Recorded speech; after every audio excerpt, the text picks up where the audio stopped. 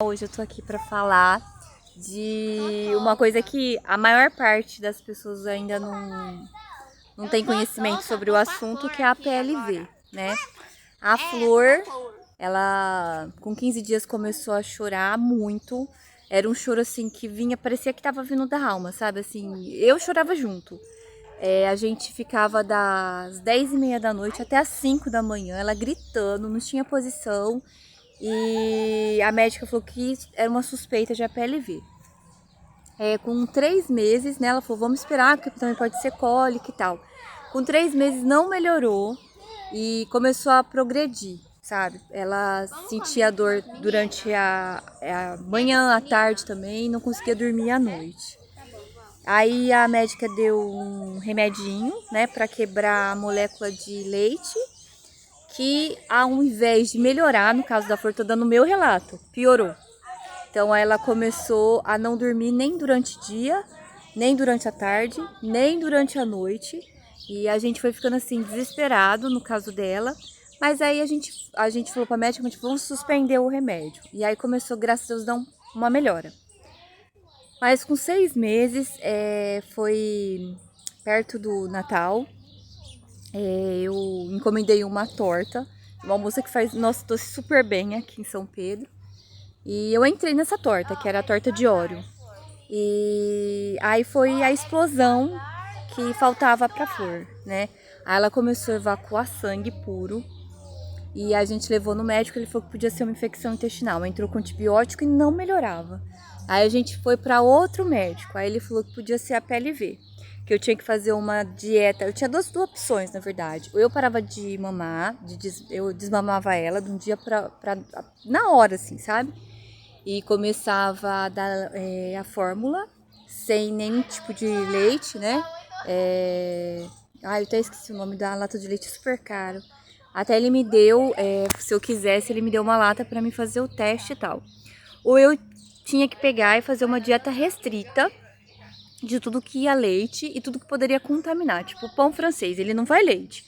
Mas se fosse feito em algum mercado que tivesse contato com, tipo, era sovado onde foi sovado um pão de queijo, ele estava contaminado. E a dieta que eu tinha que fazer era eu podia comer coisas que só fizesse na minha casa, que não tivesse contato com algum tipo de derivado de leite. Então, eu comia arroz, feijão, legumes e carnes. O pão francês, tudo que vinha da rua eu não podia comer, porque eu não sabia se tinha sido contaminado ou não. Né, tinha passado por algum lugar que tinha passado alguma coisa de leite, porque aí contamina. Bom, e gente, eu emagreci assim muito. A sorte é que meu marido sempre foi muito companheiro. Aí ele fazia bolo sem leite, que ainda vou postar isso no meu canal, que me ajudou muito. Fazia pão, né? O pão caseiro dele também não vai leite.